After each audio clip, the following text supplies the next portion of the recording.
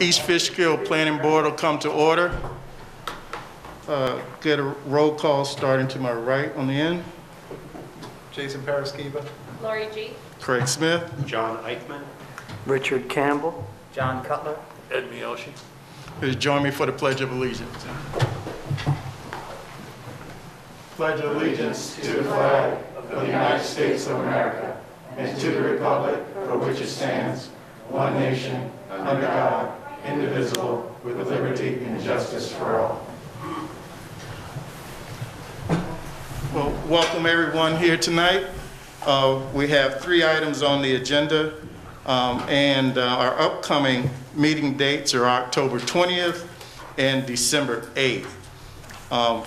We have a set of minutes to approve. For the June 24th minutes, all members were present. May I have a motion to accept those minutes? So moved. Second. It's moved and properly second. All in favor? Aye. Any abstain? No abstain. So we'll move forward to the July 14th minutes. And I have a motion to approve these minutes. So moved. Second. It's been moved and properly second. All in favor? Aye. And Chris I abstain. and John abstain. Okay. And Craig, just can I interrupt you briefly? The meeting was actually moved from October 20th to October 21st, which is a Wednesday. So I just want to clarify that. Okay, thank you. Okay. Okay, so first item on the agenda is a review of Summit Woods. Are they present?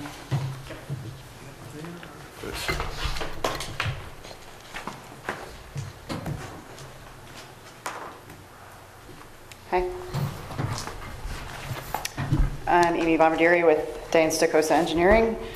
We submitted a phasing plan for Summit Woods that represents the 7 proposed phases. This is all based on the finding statement that was adopted in June. So let me just, by way of just introduction to the project, I think everyone may recall that we adopted a finding statement, so they completed their seeker review in June, and now they're going through their subdivision plat review. And because there are about 175 lots, we need to carefully look at all the lot lines. We need to look at the phasing, the erosion control measures, and all the things that you would typically look at it during a subdivision review. And I think what we're going to do is suggest that we, the professionals go through the plans, and that we set up maybe some working meetings to discuss any issues that may come up. And then you would have to resubmit the plans if we decide that we need to make any changes to them. And then you would come back before the board. We set a public hearing, and we would be able to, at that point, open it up for public comment once the public hearing is set. Okay. So currently, right now, we've received a phasing plan, a preliminary phasing plan and a preliminary subdivision plat, and we have to do some detailed review of that. Do you have everything you need? Yes, we have enough right now to commence our review, but I believe that we have some questions already that I've discussed with Pete Sotero from CPL, who's our consulting engineer, and we will be setting up probably tomorrow a meeting sometime next week with the applicant to go over our comments. And when are they going to be back, you think? It depends on how quickly they can respond to some of our comments and how quickly Pete is comfortable with the phasing and the infrastructure plans. All right. So if you feel that October 21st is the next date, Okay. you can plan to, if it's not too tight, if it is, based off of the review, it's quite a bit to, the team wants to go through. There's no November meeting? No November meeting. So then after that, it's December 8th. Okay. Okay. We are still waiting for survey information for the offsite tie-in to the Four Corners utility line. So that's being flown, so we have to wait till the leaves are off the trees. So, but we can still do review on site. Yeah, and we can still meet certainly. And Okay. Okay, thank you. Thank you. thank you.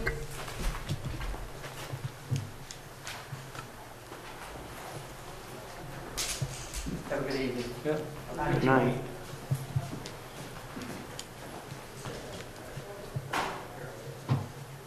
Next on the agenda is Travis lot line realignment.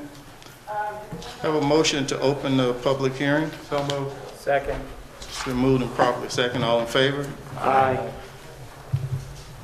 Welcome this evening, and just give us a brief statement of the action that you're taking on the realignment. Well, I'm just trying to make our property a little bit bigger, and then we'll sell the rest of it off. And no plans to, I think we already established Yeah, no this. plan, no. Yeah, no future plans to subdivide or anything of that nature. And I'll do a quick introduction of the project. The applicants are applying for a lot line realignment. They're proposing to transfer 1.8 or approximately 1.8 acres from Lot 1 to Lot 2, which will reduce the size of Lot 1 from 9.978 acres to 8.175 acres, and increase the size of Lot 2 from 1.765 acres to 3.5 acres. Okay, so in total, it's a transfer of 1.8 acres. And it's being done because I believe that you're selling lot, I guess it's lot 1 is being sold, and you live next to lot 1 and you'd like to have a buffer. Buffer. What are the two wells to the south of the property? They're old hand-dug wells from, I don't know, when 100 years ago or whatever. So they're abandoned? Yeah. Yeah. When the water level goes down, they go dry, so. Michelle, there was no resolution prepared for? No, we're just going to do it by motion. Okay.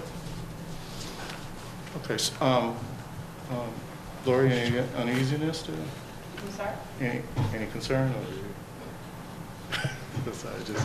Okay, so board members, have a motion to accept this this realignment for Travis and Travis. So moved. Second. It's moved and probably second. All in favor? Aye. Motion's been approved. So Okay. Thank thank you you. very much. Thank you very much. Have a good evening, You folks. too. We're done? You're done. Oh, Let me go tell Jack. so- excuse me, sir. Oh, sorry. I could just do some one more formality. Have a motion to close the public hearing. So moved. It's moving properly second. Just any We didn't ask for any public comment. any comments from the public? Where is JQ from? There are no comments from the public, so the public hearing is closed.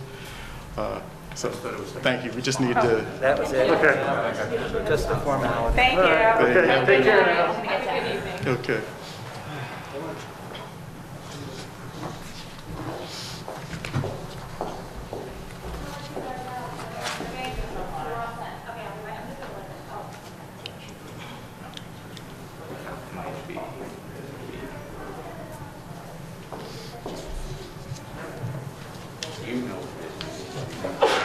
God bless you.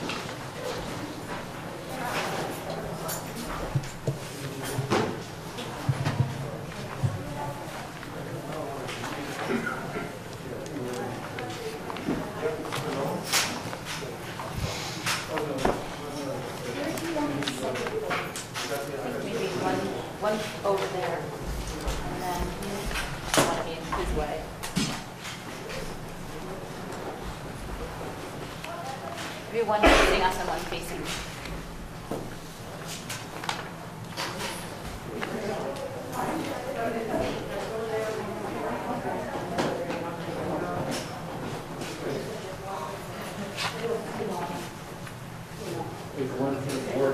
Yeah, I'm thinking one facing them and one facing, but I just don't want them to be, and everybody to be able to see. What's the preferred setup?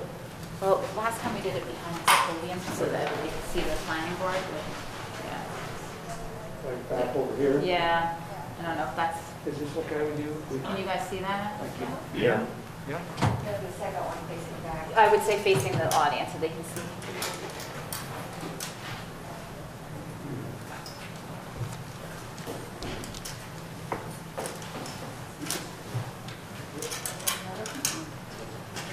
It's driving me crazy. It's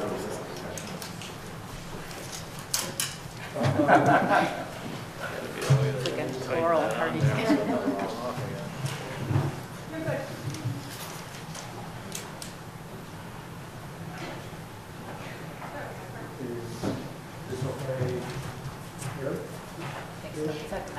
I can move. It's fine.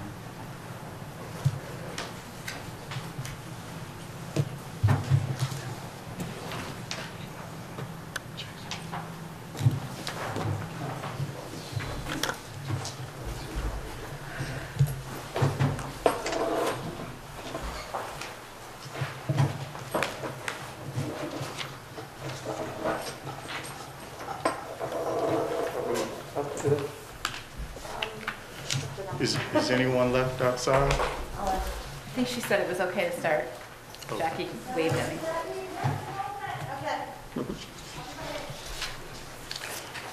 Okay, just so everyone knows, because of COVID-19, we're limited to 50 people in the room. Luckily, we think we got everybody inside, so with that, have a motion to open the public hearing. So moved. Second. It's been moved and properly second. All in favor? Aye. And Good evening. Jeff Cantelmo from Insight Engineering, Surveying and Landscape Architecture, representing Hopewell Senior Living. We're here this evening with our project team, which includes my associate Kathleen Gallagher, who's a registered landscape architect for the project. We have the owner, Tony Segretti, who's a resident of town. We have the project attorney, Charles Martivano. We have our traffic engineer, Dr. Philip Greeley, and we have our architect, Don Petricola. They're going to briefly talk about the areas of their involvement, and I'll be brief as well. The proposal is for the 9.5-acre parcel that Mr. Segretti has owned for quite some time, which is the property surrounding Joe's Mother's Road, right off of Route 82, in the vicinity of Fishkill Road. As I said, we're proposing a senior living facility of 90 apartments that would require a special use permit in accordance with your zoning code, which permits independent senior living apartment complexes. The 90-unit complex is a 3-story building, which Don will talk a little bit about. It's located, as I said, on 9.5 acres. It has 150 parking spaces proposed. It also proposes to maintain the existing historic home that's on the site, which will be leased to the town for community purposes. The site itself will be served by municipal water and sewer. The water will connect to the Dutchess County Water and Wastewater Authority's Southern Dutchess transmission line, which actually runs right along the backside of the property. The sewer will be a new connection to the Hopewell Hamlet Sewer District. The project also includes a conforming stormwater management system that's been designed in accordance with the state and town standards. And it includes a pretty substantial landscape plan and related amenities that will be for the residents of the apartment complex. Mr. Segretti has established some basic, I'll call them rules or or restrictions that will go with the tenancy for the complex. We've submitted those to the board, but just in summary, this is a 55 or older complex, so the residents have to be over 55. School-age children are not permitted. There are amenities associated with the facility that will be for the residents only. There'll be no school pickup, obviously, for buses or anything like that. There's central refuge on the site. The board had asked about how that would be picked up.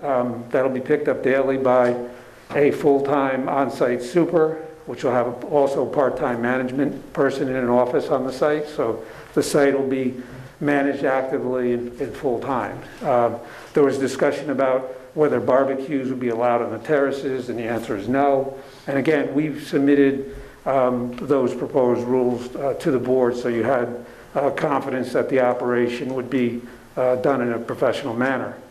With that, I'd like to turn it over to Don Petricola, who's going to talk a little bit about the building. Thank you.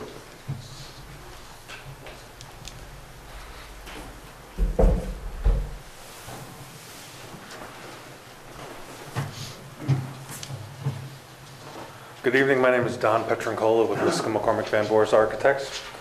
The building that is being proposed is 3 stories. The elevations that you see, this is the front elevation. It is a little bit distorted because we've stretched it out. As you can see, obviously from the site plan, the building kind of closes in a bit on itself from the street view. So this is as if the building were completely flattened out. This is a 3-story building. We have a mix of materials, including clapboard siding, trim, and brick. We had an extremely productive meeting with the Architectural Review Board. We've made some modifications per their requests. I believe they're very happy with this. The central portion of the building, which is here, includes an entrance component, has a large gabled roof to enclose the majority of our mechanical air handling equipment. The roofs on the wings are mansard roofs dropping down to a flat roof.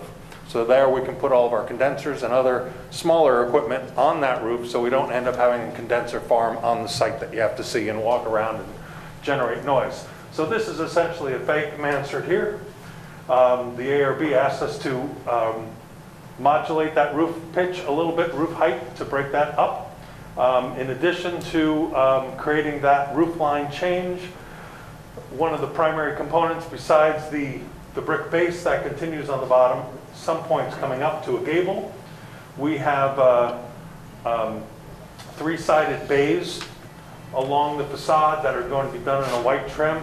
And this is all to help the facade kind of get some vertical elements in there so it doesn't feel so long. I think we've established a nice rhythm, very residential in feel. Each unit will have an exterior deck, so they are either in between the bays or within the gable components here. So this is the front of the building. The rear of the building is very similar, with the exception of the main component in the rear.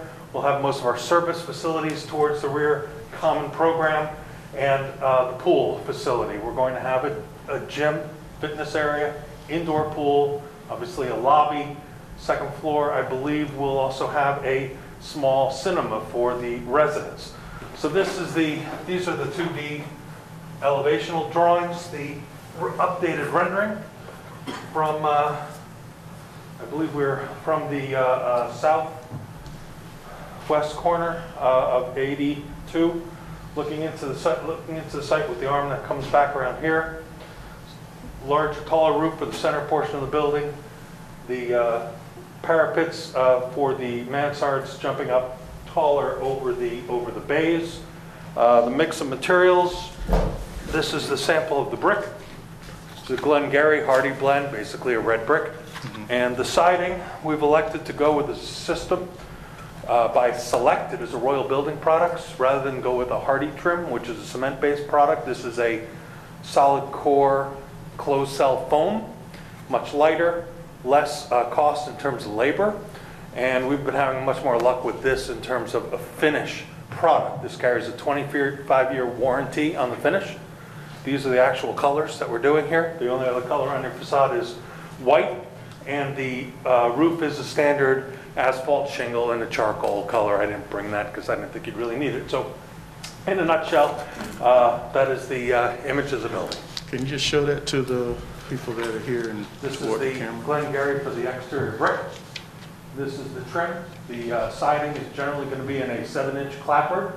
One of the other requested changes by the ARB was to vary this up. So at the center of the building or the entrance, we're going to it with a shingle type of a system. And so we have that kind of a mix between the flat trim siding and a shake exterior siding that would be in the gable ends as well as in the center of the building. Thank you. Before you sit down, could you just quickly just talk to some of the changes that the Architectural Review Board actually recommended so that the planning board can understand what Yeah, sure, absolutely. The Architectural Review Board is essentially, we spent a great deal of time talking about the pros and cons of the different type of siding, from James Hardy product to the Select product, and I believe they're very happy to look at this new technology. So the primary changes that they have requested were that the wings of the building, for lack of a better term, this was all a single elevation for the mansard. And they wanted to see a change in elevation there. Some areas where the mansard popped up. And rather than just artificially poke those up in different spots, what we did was at the areas of the bay where those projected out previously and was just going to be a flat roof, we'll actually now cover that with the mansard at the same elevation or slope as the rest of the mansard, but it would naturally be taller. So here, same thing along the back. Do the same thing here. I'm sorry, everybody can see that. Same thing. And you can see it a little better here in the renderings. It's here and here and here. So these areas jump up taller. We had proposed initially in the gable ends of our dormers that we would do a butt seam flat stock siding, which is pretty traditional in colonial dormers.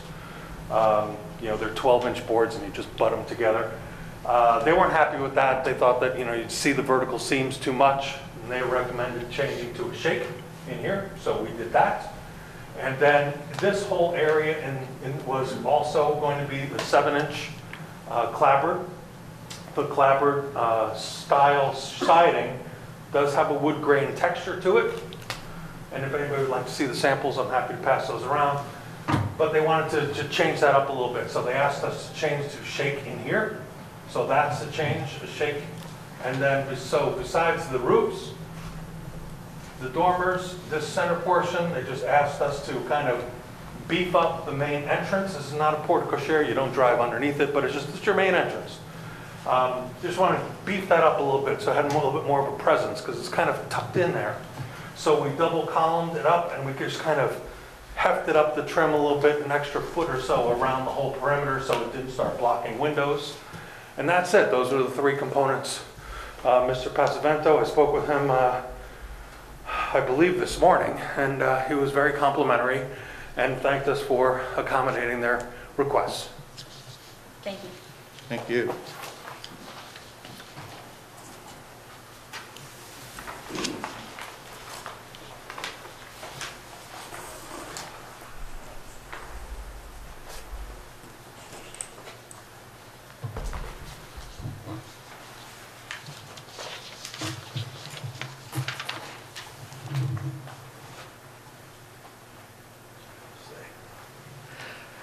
Good evening, Philip Greeley, Mazer Consulting, traffic consultant for the project. So we had prepared the traffic impact study for the project. As part of that study, of course, we look at existing traffic conditions and then traffic background conditions in terms of other developments, background growth, and then the traffic from this proposed project. So with respect to the existing traffic conditions and in terms of peak hours, On this section of Route 82, you have somewhere in excess of 14 to in excess of 1,600 vehicles an hour in both directions on this section of roadway, to just give you kind of a feel for what we're dealing with here. The project, as a senior project, typical traffic generation for this based on ITE, which is the Institute of Transportation Engineers, which compiles the information for various land uses, would be about 1/3 of a trip per unit, 30 to 35 trips in a peak hour in 1 hour period.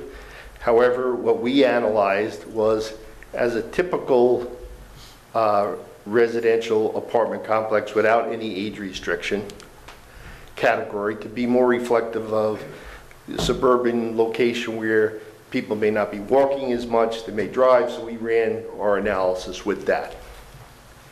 In terms of background growth, we utilize a growth factor plus traffic from other projects that are either under construction in the area. There were some comments after our initial traffic study from your traffic consultant that we had responded to. I believe those were responded to in August. I know that there are some additional comments we received yesterday, some clarifications.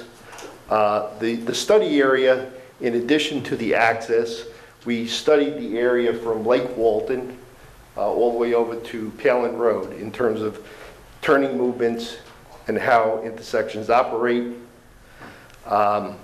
Process-wise, we have started the review process with New York State DOT. We've made an application.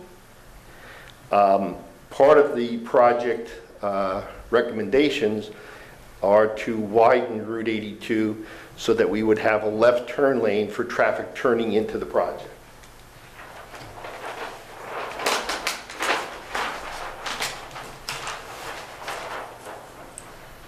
So the project, as Jeff had described, has a main access which is opposite the driving school.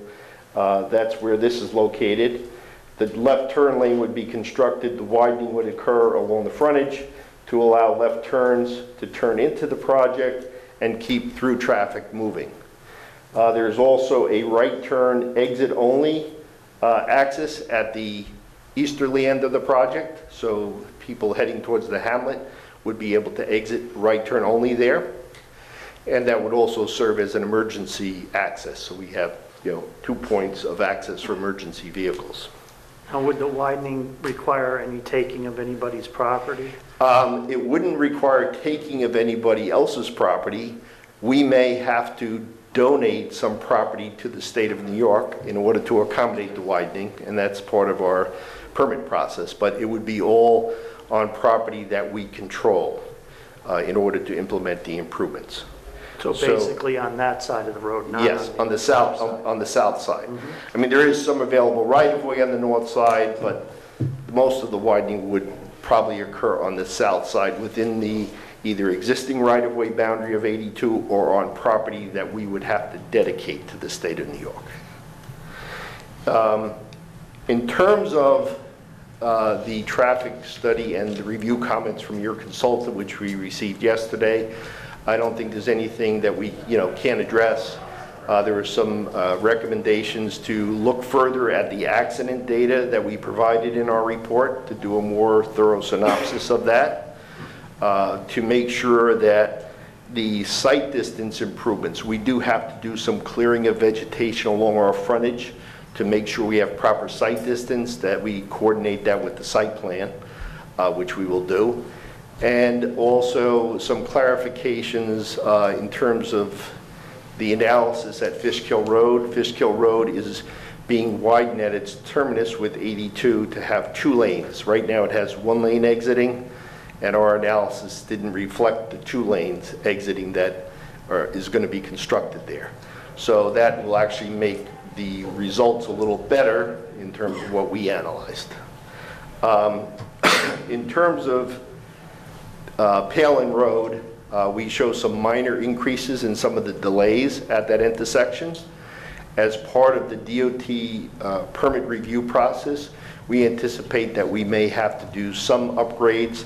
Typically, with a project of this magnitude, what they've been asking for, if they don't already have them in place, would be communication modems and/or actuation improvements so that they can be more efficient with what they have. So we're not to that stage yet with DOT. They've just started reviewing our application, reviewing our conceptual layout, and then we'll get into detailed widening plans, et cetera.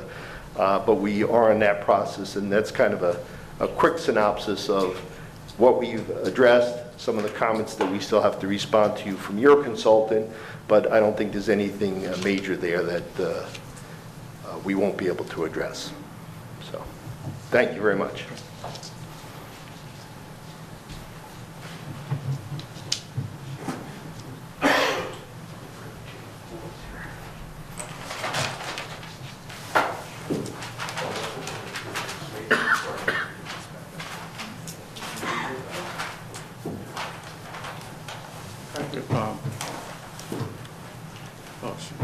Speak.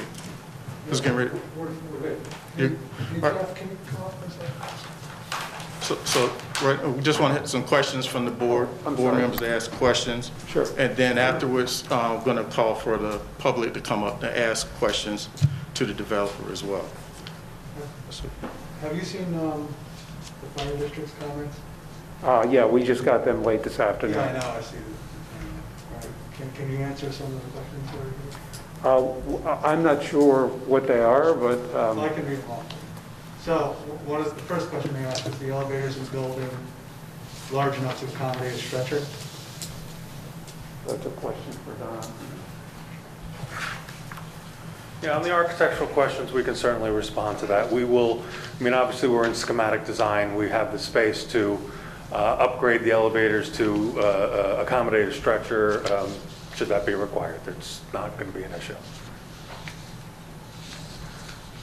There's another question, I believe, about ingress and egress. There are fire stairs at the ends of the building, as well as in the center. They will both exit, all exits go to grade. We can make that more clear in the diagram for the fire department. And do we have locations for any hydrants or stand pipes? Yeah,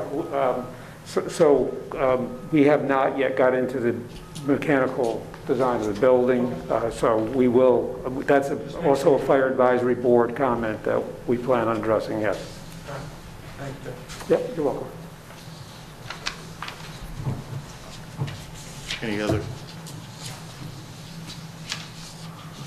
questions from board members? Otherwise, I think well, so one of the things we've been exploring is the sidewalk available. Have you had any additional thoughts about the sidewalk going along 82 in front of the property? Yeah, as we made clear, I thought, in the last meeting, we view sidewalks as a regional improvement, and certainly one that we're willing to participate in. We did commit in writing in our last submission that we would look at, our frontage and, if necessary, provide an easement or, as Phil said, a land donation if DOT sees it necessary, and make sure that there are accommodations within that easement or land donation to accommodate sidewalks. So again, we're willing participants in it, but not necessarily going to be out in front of starting a sidewalk project. But when you submitted to DOT, was that part of the plan to have sidewalks there? There is not a provision right now in the schematic widening plan for sidewalks. On the eastern entrance, it's from your plans, it looks a little larger than usual, and there's a sense that someone could easily make an illegal left into the property. I don't want to use the turn lane. Do you have an option in that turn lane that you're going to create to make sure no one can? Yeah, the easterly egress is going to be exit only. One of the comments from your traffic consultant in the last rounds was for us to narrow that up and create the geometry there that would make it extremely difficult to try to make a left coming out of it. So it's going to be appropriately signed for a right turn only, and the geometry and curbing will make it so that, again, if somebody wants to do something, they're going to do it. I mean, we all know that, but the DOT does recognize a certain geometry and width of that driveway, which forces you to make the right turn. Plus, you'd have to have proper egress for emergency vehicles to be able to enter and exit. Right. Is it left turn out or was it left turn in? I thought it would be a left turn in potentially that was the concern. So are you just going to have curbing or something that would stop somebody from making a left in? Is that a... Yeah, again, I think anyone who really wanted to make that maneuver could, but, we'll have it appropriately signed, and, Phil can talk to it. Yeah, just Philip Greeley again, in addition to what Jeff was saying. So the right turn exit only will be per DOT standards in terms of the required width, signing, one-way signs, do not enter signs. In terms of emergency vehicle access, we will look at that. In some locations, we use some mountable curbs, so if they did have to come in, but the actual drive aisle looks narrower. But the signing is really the key. One way, no left turn signs, and it's pretty much what DOT guides us in terms of that. So.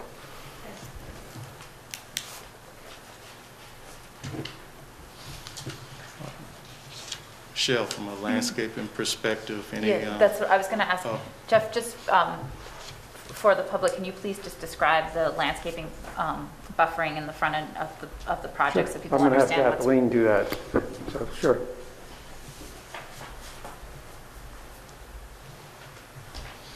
Along the street side of the property, there is a series of screening and landscaping focused around both of the driveways, and from the eastern driveway west, it will be a series of deciduous trees, understory shrubbery, and many of this is shown in the rendering as well. There is a stormwater basin near the western entrance drive. That will be partially landscaped as well, with seed mix and meadow in that area. That particular space doesn't have any additional trees or shrubbery due to the site distance that is required for the driveway and the location of the overhead wires. But everything around both of those areas will be landscaped in order to screen drivers' view from the highway. And are you planning to have an entrance sign to the development, and where would it be located? At the moment, as shown on the plans, there are welcome walls on the western entrance. We can potentially incorporate a sign into those welcome walls or something of the sort. We don't have that shown at the moment, but that's something we can review and solidify for a subsequent submission. I just wanted to know if there was actually going to be a sign, just because I would like to, if there is going to be a sign proposed, we would like to see the details of that sign and the location. Understood. We will clarify that for the next submission and submit any necessary information. And what about lighting? Can you talk to the lighting a little bit for the public? There is parking lot lighting that is brought up to standards for safety around the entire perimeter of the property. It is spaced out throughout the site, both along the driveway and throughout the parking lot. It has house side shields on it for the both directions for the highway as well as for the building, so that there's no unnecessary glare. It's also dark sky compliant. It will be almost like a shoebox shape. Everything will be shielded and directing down to the ground, and it will be focused specifically on the necessary pedestrian and vehicular circulation needs for the site. So there won't be any light spill over onto adjoining properties? Correct. There's also a lighting plan in the documentation that will show the foot candles and that we are not going on to neighboring properties. And then in terms of the sidewalk, I think that there's hope that this project would ultimately connect into the Hopewell Hamlet if it is constructed, and the concept that the town feels is probably the best location and route for the sidewalk would be down 82, potentially connecting into Fishkill Road, where ultimately we're hoping at some point to have some sort of connection from Fishkill Road into the Unity Plaza shopping center. And so we would really like to consider some sort of sidewalk or some sort of easement along the frontage so that that we could hopefully implement some sort of sidewalk project there. Understood. How are you going to control the age of 55 and over? I understand that the person who holds the lease is probably going to be 55 or older, but how do you make sure that there's not then like an adult child who would move into with that? Well, the lease, forgive me, my name is Charles Martin, I'm the attorney for the project. The lease is going to require that one of the stakeholders will be 55 or older, and it will prohibit anyone under the age of 18 occupying the premises. We don't want to encourage even drop-off for schools. We're trying to keep this as a senior community. That'll be in the lease, and that is appropriate under New York law. Can you talk to, just for the public, the type of senior housing this is? Because I know there's sometimes confusion about the different types of senior housing, whether or not it's independent, assisted, or whatever. Would you be able to just describe that? And then the typical, I don't know if you have the data for this, but the typical or average age of the residents, and I'm assuming based on also because of the traffic that it's a relatively active adult population. Right, this is senior independent. That's how the way that it was set up with the town, which is 55 and older. It has no element of, when we say support, you don't have people on staff that are going to support the residents in any way other than perhaps the superintendent. So it's not assisted living, it's not congregate care, it is senior independent living. That's what we set it up for, that's what this is. Do you have any idea of the average age of the residents? I will try to get that for you. I don't have that off the top of my head, but I can certainly research and get back to you. And have you established a price range for these? You know, that's obviously something that will, once we understand the development costs, we could set that. But it's obviously going to be, again, we want it to be for seniors that they can afford it. However, it's going to be also, I'll call it a high-end facility because that's the intention.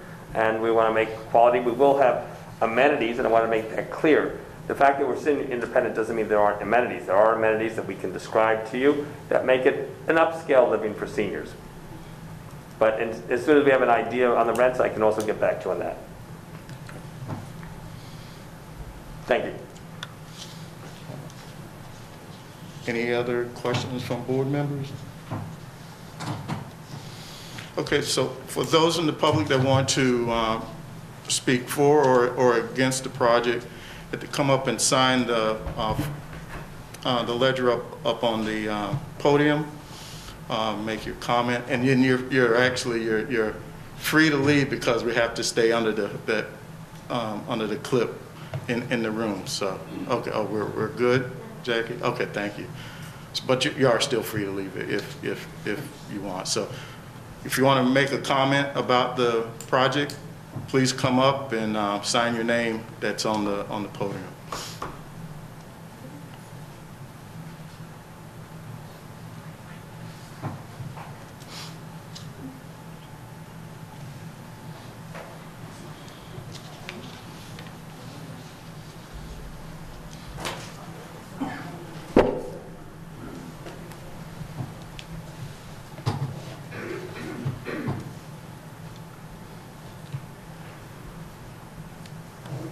Good evening.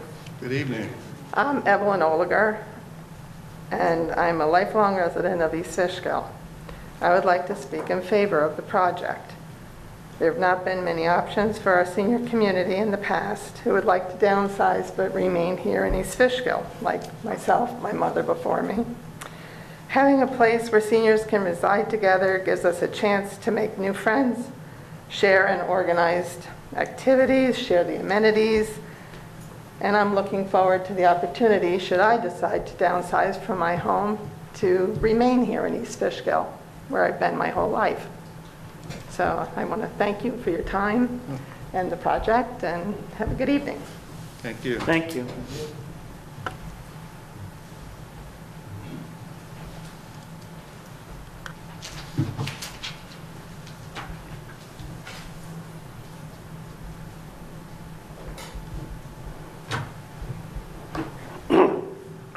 My name is Al Califano. I'm 74 years old. I'm a retired Teamster, 41 years I worked for Pepsi Cola. I'm a Vietnam veteran. And I'd just like to say that I'm very happy that they're building this community here in Hopewell. Right now I live in Fishkill, but I want to come up to where an area is 55 and over with amenities. It's something I'm really looking forward to. And I hope you guys approve this thing, you know? That's all I got to say. Thank you very much. Thank you. Thank you for your service.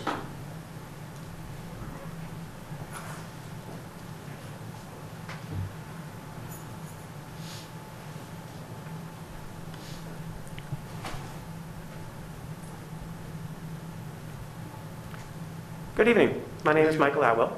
A few years ago, this was the property that they were looking at putting the Muse at Hopewell in, which is also a type of development that is very much needed in the area. But I believe the reason it was not put there was the safety concerns for that stretch of road for putting that many additional people on it.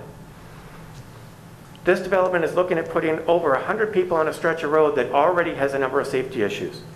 I know that many studies are done when looking at a project like this. I'd like to know how many traffic accidents happen annually with cars pulling in and out of the Oasis Beverage Barn and, ironically, the driving school. The speed limit drops down there from 45 to 35 because of that traffic turning, and there's still many accidents. How much turning traffic would be added now pulling out directly opposite the existing businesses, and what is the acceptable number of accidents to add annually? If we're going to have over 100 people living right there, are we going to be adding a traffic light and a walk signal for anybody that just wants to run across the street, get something to drink, maybe a snack, pick up a lottery ticket? If not, what's going to happen with that pedestrian traffic? And just a half mile down the road, you've got Joe's Dairy Barn, Stewart's, the Smokehouse Deli. For a half-mile walk, definitely, I heard some mention about a sidewalk being added, and right now it sounds like it's in question even for right in front of the property. But we would need to have one running straight down over both intersections of Helen Road, which I don't think would be much of an issue because that's pretty flat. But then once you get to the pizzeria and Joe's Dairy Barn, there would have to be an added crosswalk light to get across the street to Stewart's.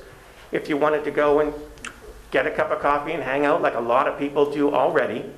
And we just heard that there aren't going to be any barbecues allowed in the terraces, so what if they want to go over and get barbecue at the Smokehouse Deli?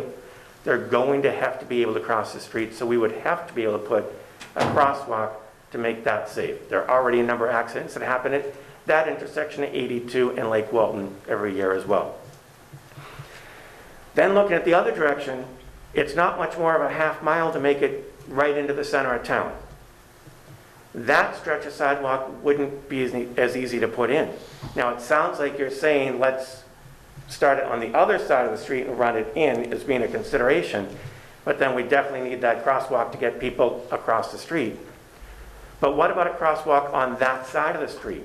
You've got to build up the land because it goes down into a ditch just to make it to Palin Road. And then how do you get across Palin when that intersection is already as much trouble as it is?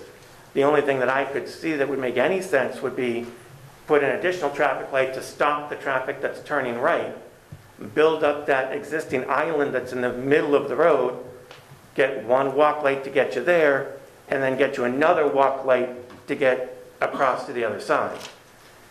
Then you've got to dig down that hill to continue the sidewalk along that side of the road, unless you're going to put it across. And then how do we get people that want to get to Acme across the street? It wouldn't make any sense to put a crosswalk at Trinken because then you've got to add a traffic light there. It's going all the way down to Unity and then adding a walk signal there.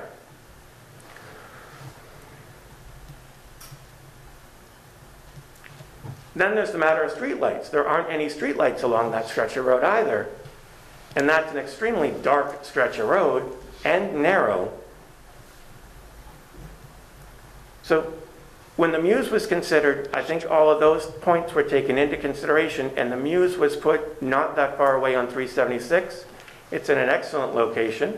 They've got a crosswalk to come over to the library and the parks, and that is a wider road, so a safe road to be walking into the middle of the town.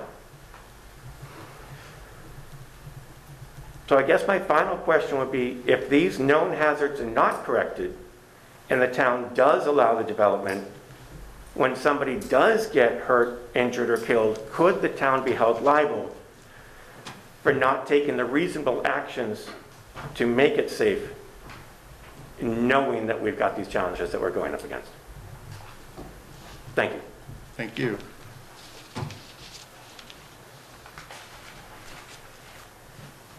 I'd like to come up if I could. Yeah, absolutely. Thank you. Just My name is make sure James you Menser. I'm sorry? Just sign Oh, your yeah. name. I'd like to second what Eleanor and Al had said.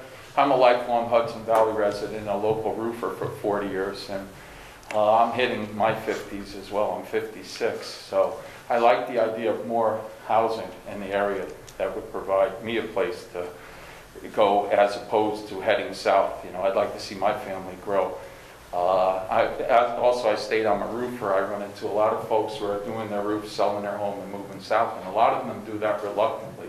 They'll leave behind their families, their grandkids, etc. And I think this would be a wonderful opportunity to keep some of the population that we've grown to love over the years to stay and continue to be a productive part of the community. So that's my piece. Thank you. Thank you. Thank you.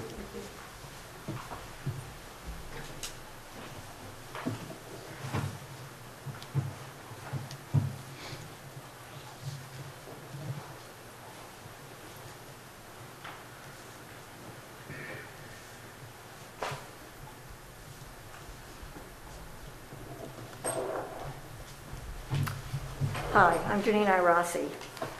How many of you have seen seniors pulling out of our street on Palin Road? Sometimes out of my driveway. My father was 80 when he was living with us. It would take him quite a few minutes to get around. By that time, people are horning to pull out, and he could have caused a major accident. We took his license away from him, basically, and stopped him from driving. I know they're saying that it's going to be 55 and older that are going to be living in this development, but it's not the place for this development.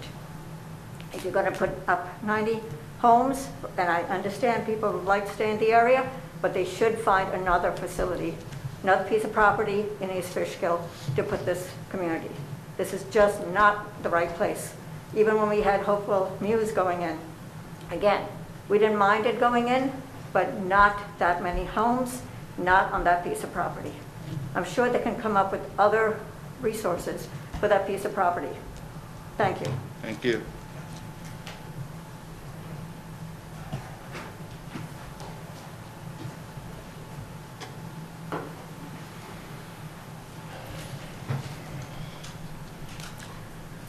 Good evening.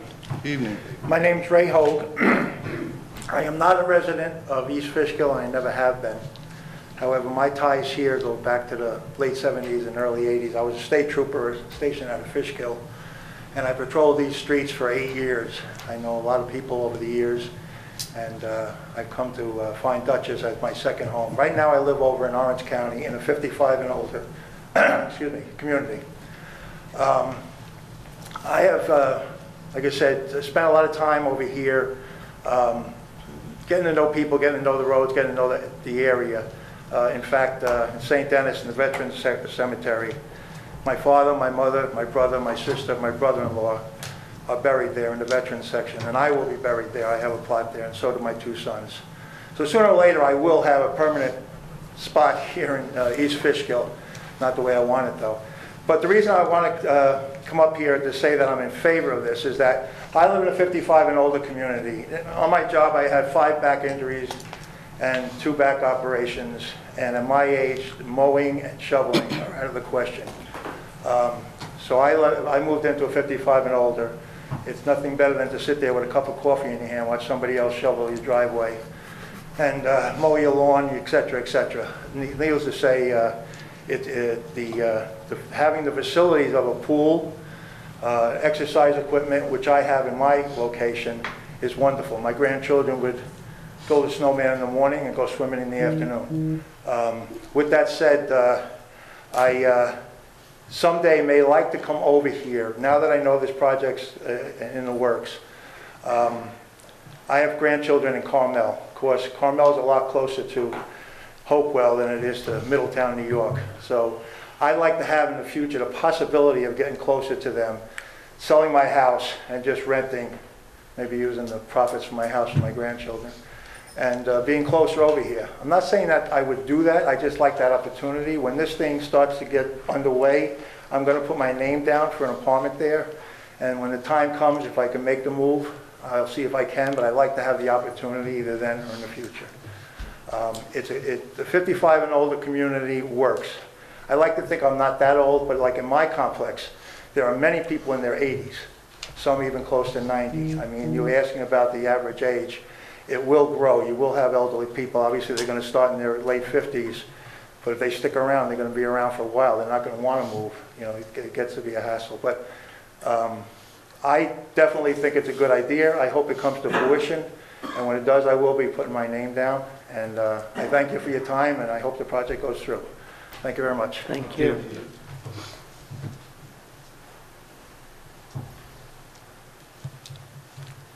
Is there anyone else from the public that would like to speak?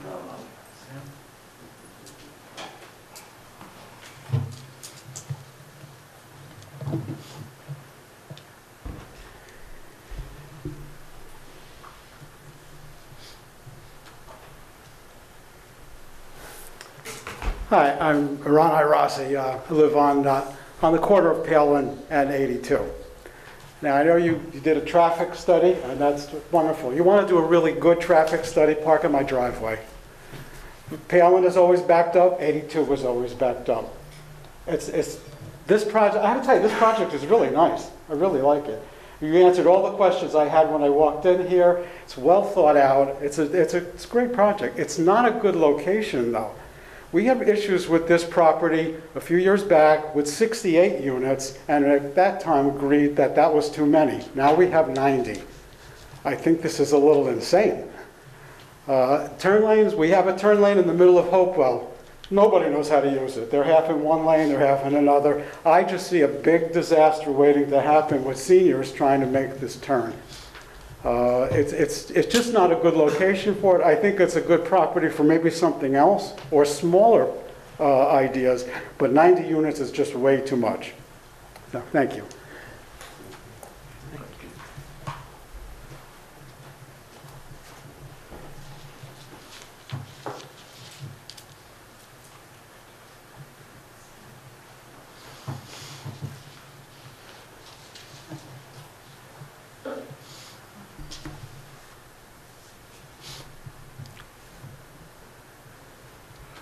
Going back to addressing the 90 units, I have a couple questions. I agree, this is a wonderful project and we need it. However, the size again is an issue with me. First of all, they mentioned it's on 9.5 acres. Earlier maps show that it was 9.24 acres, which I know sometimes surveys differ. However, the 10 units per acre is a lot, and I thought in the zoning law it said that wetlands were supposed to be subtracted from it. Then also I wonder whether the existing house should be subtracted from the usable land. And then now they talked about taking property away for the turning lane. And I'm wondering if that shouldn't be subtracted from the property usability. Also, you only have a 75-foot setback, and does that allow, is that going to take in from where that turning lane is and make it less than 75?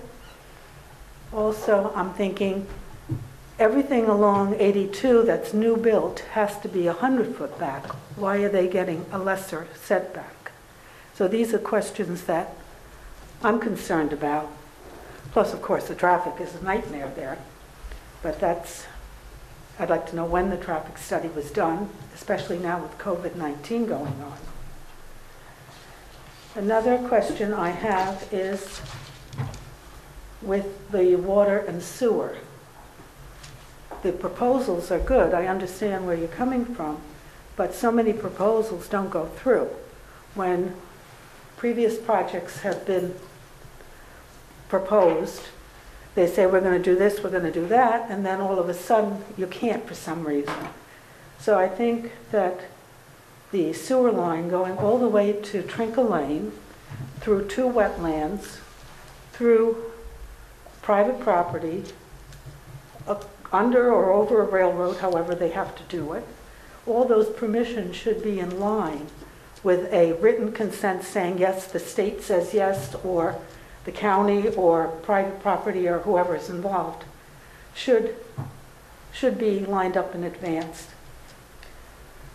Then the last issue, I was listening to all of this, is they show a beautiful picture. Everything looks wonderful, and I don't have any pride. I think it'd be great, but the grade level.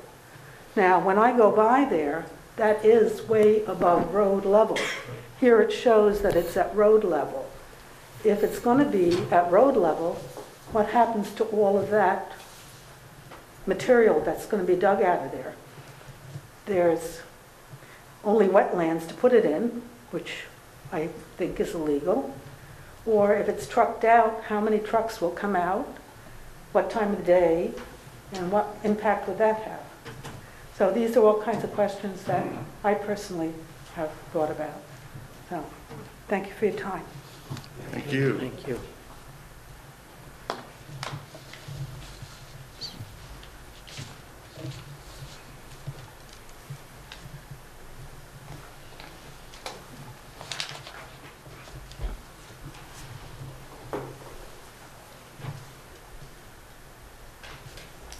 Good evening. Good evening. Celeste Ormerod. I'm a resident of East Fishkill and a person with aging parents. I think this is a great opportunity for older seniors to downsize and live comfortably in close to the hamlet of Hopewell.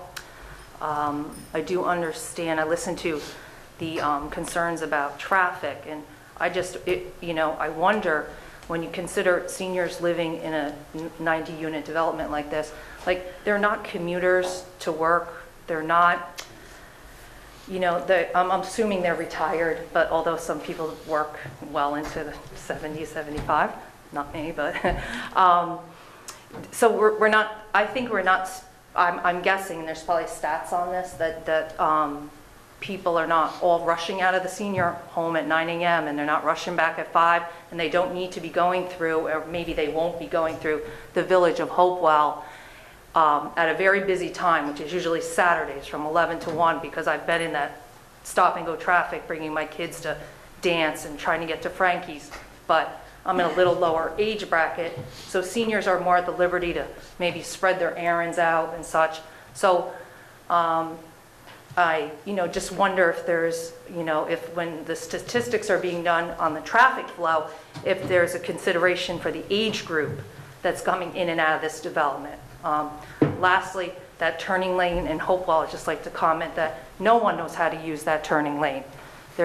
I have a teen driver who doesn't know how to use the turning lane. I think they left that out of driving school.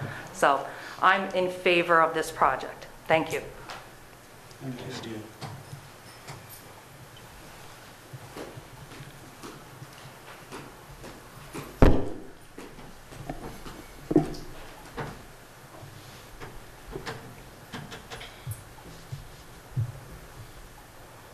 Good evening, everyone. Good evening. Good evening. My name is Jill Dutcher.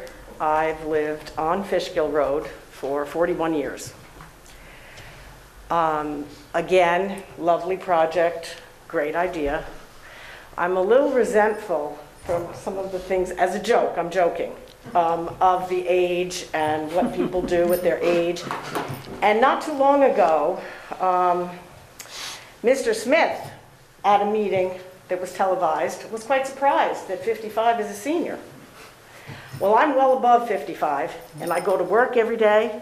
I'm out and about.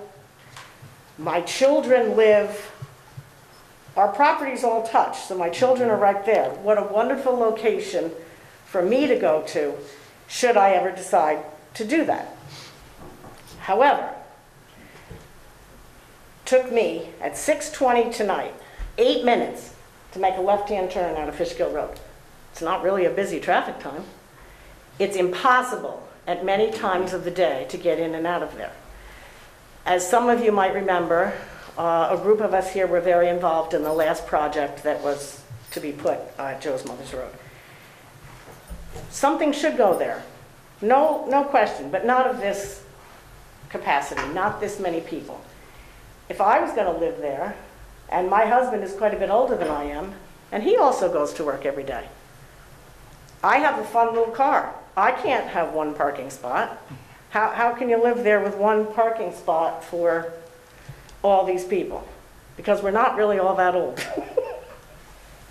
So I'm joking about the older people don't go out. We do go out. Again, when this project was before, there was a traffic study, and it was quite bad. And that was one of the reasons why that got put down. What's changed? Toll Brothers has grown quite a bit in the last 5 years from what it was then. So how is the traffic better now? I don't see that. And again, I'm in and out of that road quite often.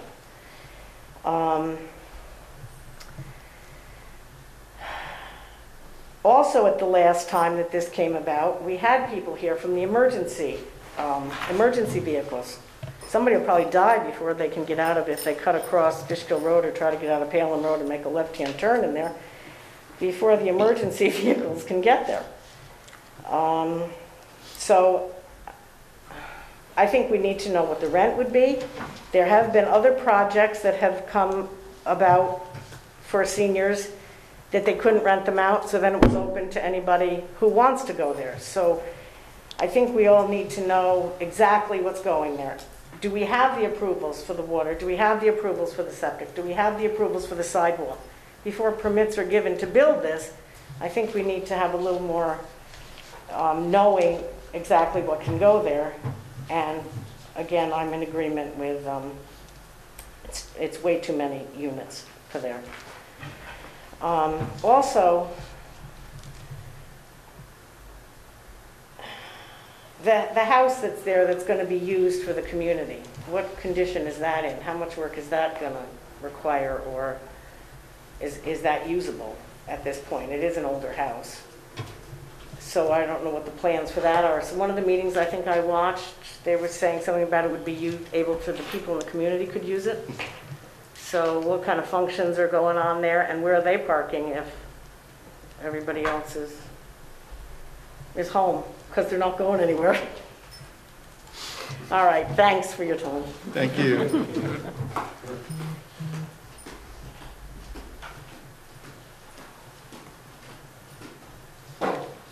Are there any other questions or comments from the public?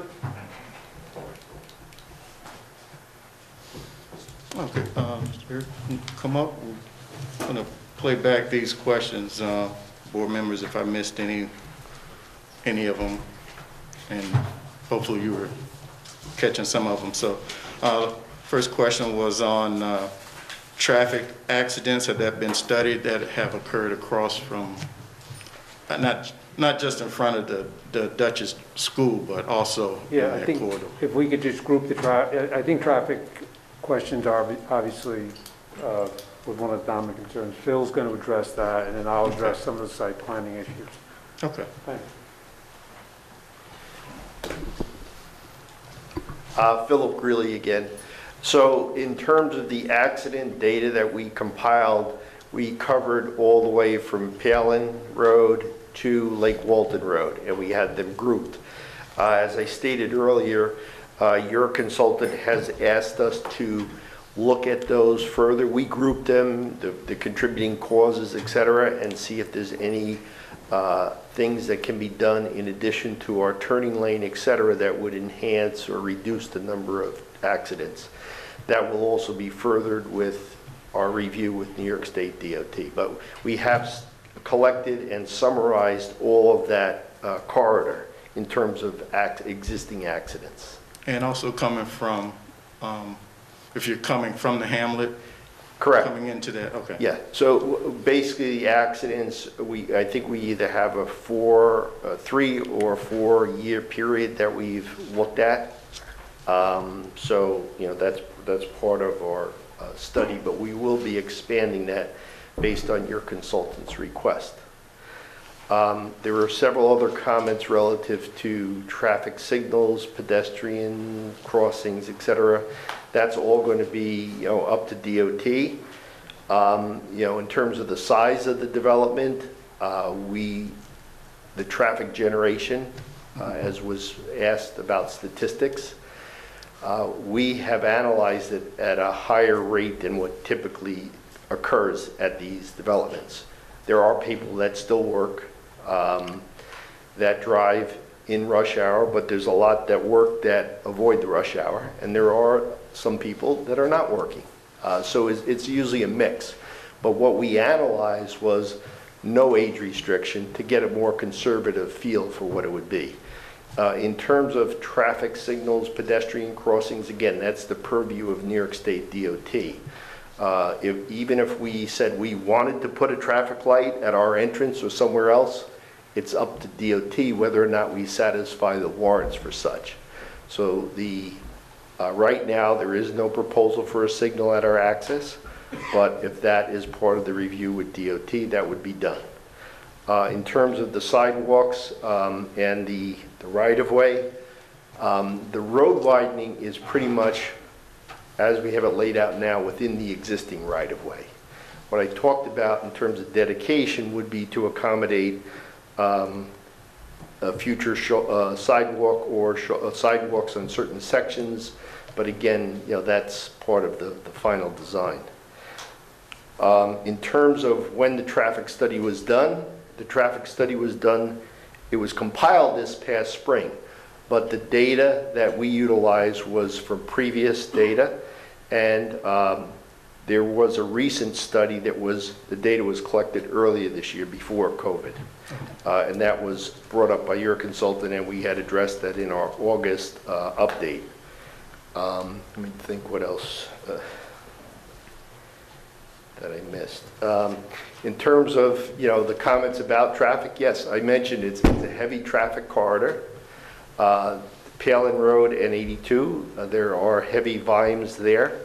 Exiting Fishkill Road, the improvement that's being done to have 2 lanes there is to help that situation. But again, it's not going to be signalized, so people exiting Fishkill Road will still have to wait if they're making a left turn. In terms of the turn lane, utilization and people not being able to accommodate it, it's a standard design and improvement that's on state highways. I think in some areas where you have center turn lanes, people get confused by that. We're talking about a dedicated turn lane that would be striped properly and signed properly for access. So again, it's a DOT call, but we have to abide by their design standards and regulations. Now, does DOT... I want to make sure... Oh, I'm sorry, Marie. Go ahead. I want to make sure that you're saying the same thing I think I'm hearing. So the middle turning lane that I think a few folks were referencing in the center of Hopewell, cars can enter from either lane and can make left-hand turns kind of across each other from either lane. Correct. This is a single dedicated turn lane for one direction to make a left into this property, not for cars from either lane to queue up. Correct. Okay. Correct. Now, the other question, just to clarify, with regards to like if there were to be crosswalks, that is strictly determined by DOT, or is it something that you're going to trigger to ask to have for them to review? Well, as part of their review, they will look at the type of development, the development in the area, and they may tell us, we want you to put sidewalks in. They may say, we want you to put a sidewalk, for the frontage, or from our eastern driveway towards the hamlet. Again, that's up to their design prerogatives and, coordinating with the town also.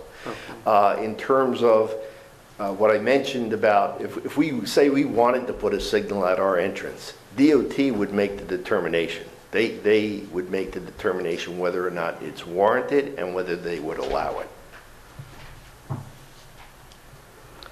I think I covered the pedestrian crosswalk to get from the main entrance across to the businesses? That would be DOT's call, and typically that would be tied into a full traffic signal, or there are locations where they require pedestrian, what they call RFBs, rapid flashing beacons for crossings. I don't know whether that would be permitted in this corridor, but again, that's as they delve into the design and layout here. If they feel that there's a need for a pedestrian crossing, they will.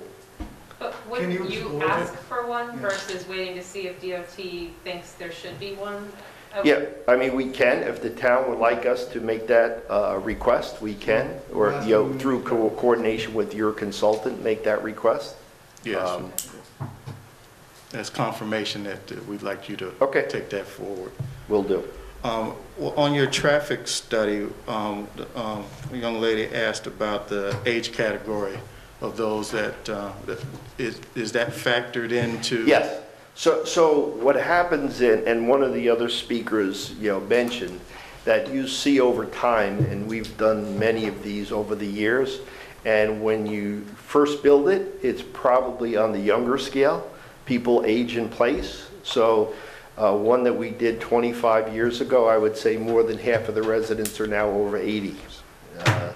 When they first moved in, they were 55, 60, and so, in terms of traffic volumes, as I said, we analyzed it as if it was just a standard development that has peak hour traffic, people going to work, normal hours, the standard, without restrictions. So that's what we analyzed. The reality is that there's usually a mix, even with people working into their 70s, their schedule is a little bit more flexible typically, so you do get it spaced out, but it is part of the factors, and the category for this shows much lower traffic generation in peak hours. That's in the statistics, and we provided kind of a comparison of those, but as I said, our analysis was based on the higher generation. If I may, I think somebody from the audience asked about accident data at Oasis, if I'm not mistaken. Yeah, so in terms of the area that we studied, the entire stretch. So we have, somebody mentioned about Dutchess, the Dutchess Driving School. The way that the accidents are broken down are by mile markers and or specific intersections. So basically that entire stretch was studied, but we'll make sure that we have everything that was asked for tonight as part of that. And just to confirm that part of your request to DOT will include the sidewalk. Yeah, as part of our plan right now, what we've submitted thus far is just the widening, okay? On every DOT review, they advise us their position on sidewalks. Relative to the crossing, we're going to ask for the crossing because that's a specific item that they may not look at when they're reviewing. But in terms of whether they do or don't want sidewalks, will be part of their normal review. But we'll also mention that in our resubmission to them.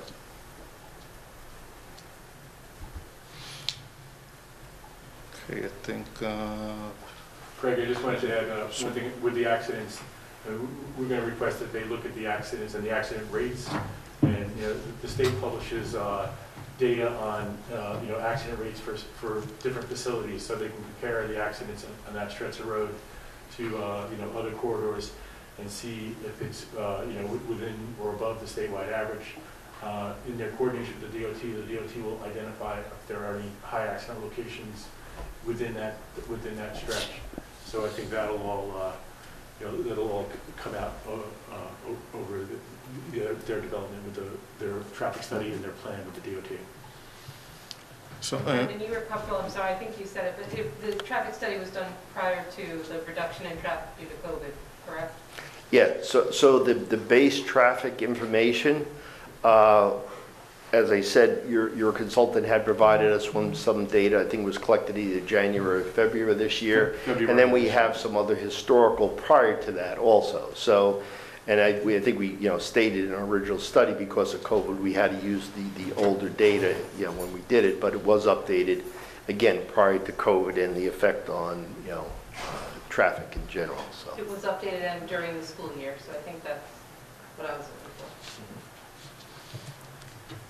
and Brendan, currently it is D-rated. Can you just explain that to the public Yeah, maybe, Phil, you can just give a little overview of level of service for signalized Sure. intersections and unsignalized intersections. Right, so the rating that New York State DOT and other agencies provides for intersections to see how they're functioning takes into delay their letters like in school, okay? F means that it's failing. A is great. Every traffic is moving without any significant delays. And there are different cutoffs for the number of seconds of delays for signalized, and they're slightly different for unsignalized, because the nature of how people drive at unsignalized intersections, the delay that they will accept may be a lot less than they would accept at a signalized intersection. So the categories are broken down, but once you start at an unsignalized intersection starting to exceed a delay of above 50 seconds, it starts going into that F category, and you start looking at, well, do I need a signal? Do I need turn restrictions? So that's kind of the trigger at unsignalized intersections. At a signalized intersection, typically what will happen is you get a rating for the overall intersection, and then you can have an intersection that's operating at a level of service D, as in David, but you may have approaches or certain movements that operate either better or worse. So at Palin Road, for example, you may have certain movements that are operating in E, but overall the intersection operates at a level of service D. So the reference I made before about signal or making the efficiency better is something that DOT, if you're not making major widenings, adding lanes, etc., is to try to get the efficiency out of the signal, either through additional actuation or modems, so that they can adjust and know what the volumes are at any point in time, or if a signal goes out of sequence, they can fix it remotely without having to wait for a crew to go out. So those are the types of things that we would anticipate as part of our permit that we may be asked to participate in.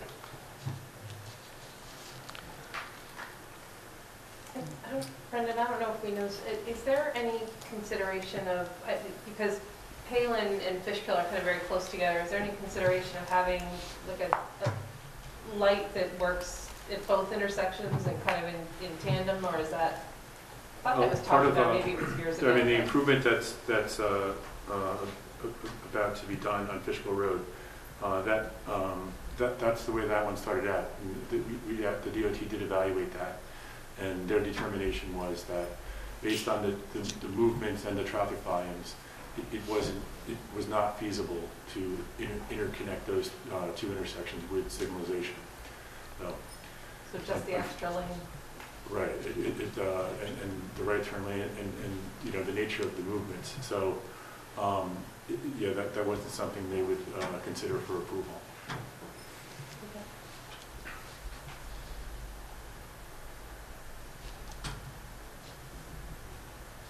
Did that answer your question, Craig? Yeah, thank you. Okay, I think we... Thank you very much. Through all the traffic-related questions. Back up again.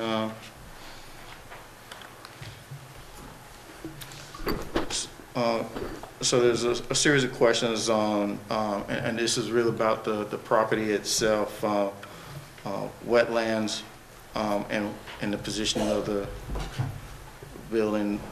Talked about the turning, the condition of the house, and sufficient parking for it, and then meeting the setbacks that were required. So Sure. if you can just speak on that.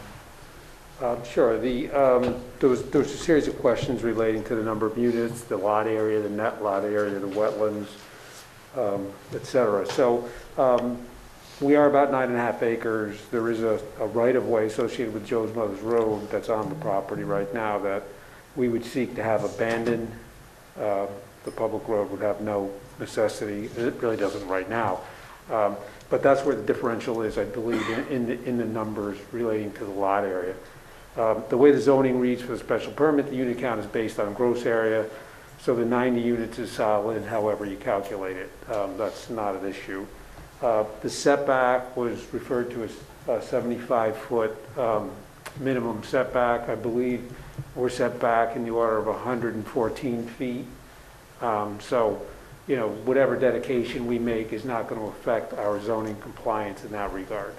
So we believe all of those issues are in fact well within the parameters established by zoning. There was also comments relative to getting proper permission for the water and sewer extensions. That, of course, is a requirement not only of the town, but of the county health department, as well as the DOT relative to the infrastructure that will be placed in the right-of-way. So there's a series of permissions required there. There was also a comment relative to the grades of the site. The site itself, the development portion of the site itself is actually quite flat. It is a little deceiving because Route 82 does fall away from the site as you move from west to east toward Fishkill Road. So it starts on the west end where you're pretty much at road level, and as you move to the east, the road drops down and the site seems like it's up. But in fact, the development plateau that we're working on is relatively flat, and we've worked diligently, I'd say, to get the grades to make sense in a way that doesn't only work with the land, but is cost effective in terms of construction. So, and there was reference to additional fill maybe going in the wetlands, and of course, that's not permitted or required. It would require a permit that you wouldn't get. There are wetlands on the site, which are DEC and town-controlled wetlands. They have a 100-foot buffer or adjacent area associated with them. Our improvements are primarily out of that. There's some very slight encroachments for ancillary edge treatments that will affect that buffer, but not the wetlands itself. We're well away from the wetlands. Also reference to maybe to somebody, I think I'd said the sewer water had to go through wetlands. That's not the case. We will be skirting those wetlands, but working within the road right of way and within the high and dry land associated with the road and shoulder. I think that was the net of the comments relating to the site. Mr. Chairman, I thought you asked one other thing, though, that I might have missed. The condition of the house. Oh, the condition of the house, thank you. So I think Tony's plan is to make some basic renovations to the home to make it usable, and you know, his offer stands, and it would be one that would be exercised by the town board, as I understand it. His offer is to lease that back to the town at $1 a year. In terms of the details of that offer, that would have to be worked out between Mr. Segretti and the town board, but he's fully committed to that. We have designated parking in the vicinity of the historic home, which will be signed for use with for that purpose. We also addressed parking needs for the project, and that building is relatively small, so the numbers associated with bringing people in and parking is relatively small as well. But Phil Greeley's office did do a parking study to show that based on the 90 apartments and the use of that there's ample parking on the site. So that's been addressed. Can you Can you just clarify, sorry, the drainage areas towards the west side of the property? So these don't require any removal of soil from the site? So there will be grading associated with the site, and we have not done an earthwork yet to say whether we would have to import soil or export soil. Our early estimates say that we would be exporting some soil. It would be in excess of your excavation permit, so that's one of the permits we will need from your board that's been noticed for tonight's hearing. But we can get the actual numbers of cut and fill on site, so the board has that information. But yes, these basins are basically sculpted into the ground, but then again, the building's built up a little bit out of the ground and has to be feathered into, so there'll be cuts and fills associated with the earthwork, which we can That's what I'm quantify. asking, if you're net about the same on site, or if you think you're going to be bringing soil in or out? Right, Not sure yet? yeah, my short answer is that there's not major earthwork happening here, but we can quantify that for you, but haven't yet done that. So for the visual, just below the map, is that the area of the property? I'm assuming that's the west side, kind of driving east, that's looking at the property, the picture now. So is that fairly accurate, or do you think the property is above the roadway at that point? Well, I think, well, let's look at that, because we have the elevations here, so I want to answer that question.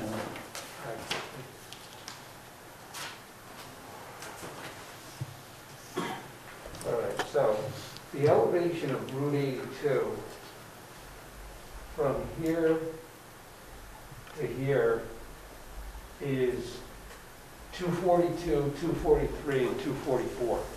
So we have 2 feet of grade change across many hundreds of feet of frontage. Over in here, it starts to drop down, and the wetlands is there. So generally, if we were to say the center frontage of the road is at 243, our building is set at 248.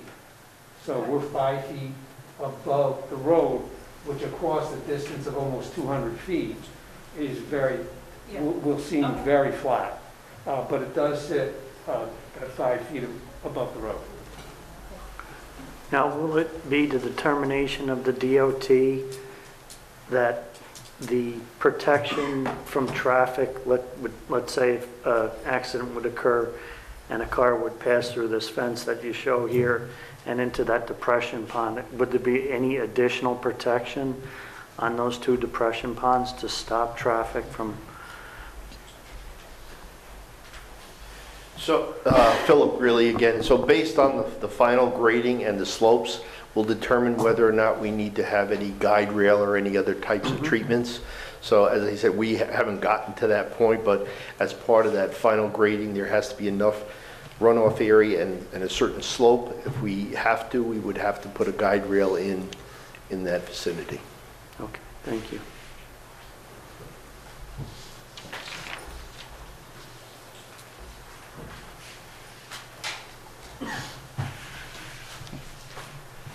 Are there any other questions from board members? Hey Jeff, is the owner considering offering units to East Fishkill residents before they go outside of East Fishkill?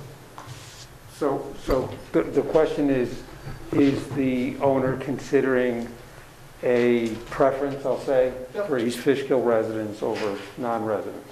It would definitely be marketed to East Fishkill first, so they would have the first choices, yes. Thank you.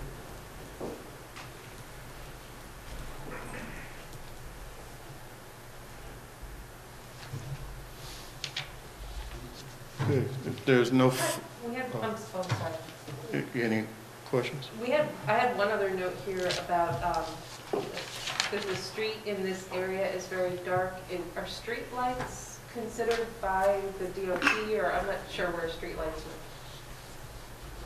Yeah, well, any improvements in the DOT right of way is within the jurisdiction of the DOT. Now, something like streetlights, and I don't know if Phil wants to jump up, but that's something that's typically coordinated with the local municipality. If you're in a downtown area, like the hamlet of Hopewell Junction, you have streetlights. That's one of the infrastructure improvements that the DOT would want there because of the pedestrian nature and the tightness of it all, right? But that would be something that would be typically initiated by the municipality, but ultimately decided by the DOT. You know, all of the decisions in that DOT right away ultimately lie with the DOT. Okay, thank you. Lori, I don't think it's uncommon for intersections to have some level of lighting. So, you know, the entrance drive, you know, if there's, you know, if they're just achieving, say, the minimum sight distance that's required, you know, having lighting there wouldn't be an uncommon request. Okay. Is that, would you say that's the case here, or that's just generally the case? I mean, that's generally the case. I didn't actually review that in detail, but we certainly can look at that a little bit closer. Okay. Yeah, our intersection is lit with the site lighting. So as Kathleen described, we have a series of site lighting which is dark sky compliant, which is directed to the parking areas and the sidewalks for safety purposes. What about the entrance? The lighting starts at our entrance, and our lighting plan, which we've provided, shows how the distribution of the lighting pushes out to the edge of the roadway at our entrance. So a car sitting at that intersection would be lit by our site light. If it's desirable to make that maybe more prominent, we could enhance that light. Okay.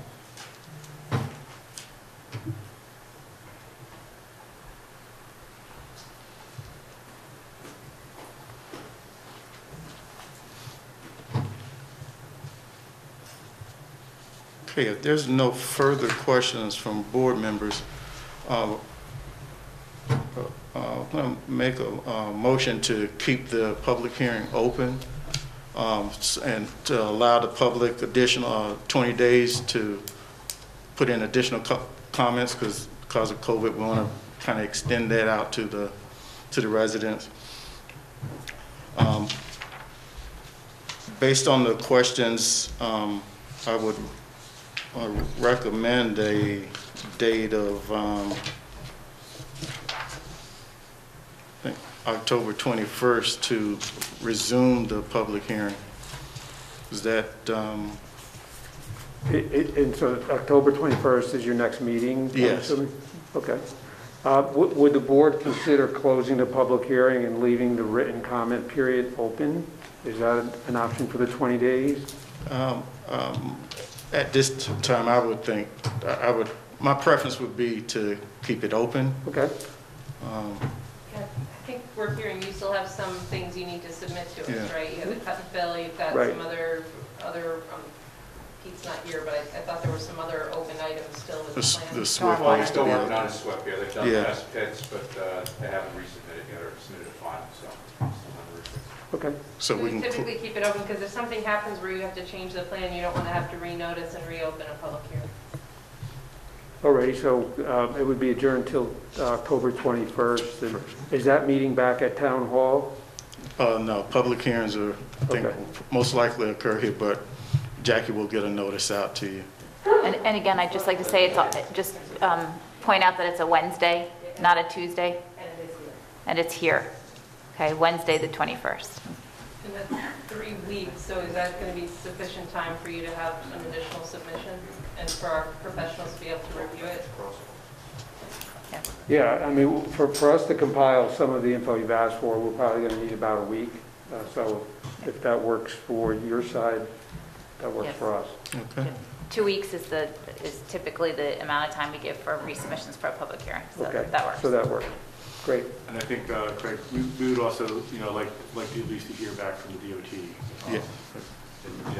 And if you guys need some help with that, I know there's some staffing transitions that are going on at DOT right now, but we'll do what we can to help facilitate at least getting a review or a meeting with that. Great, thank you. There's a motion to reconvene the public hearing on October 21st. So moved. It's been moved and properly second. All in favor? Aye. Thank you very much. Appreciate your time. Thank you for everyone for coming out tonight.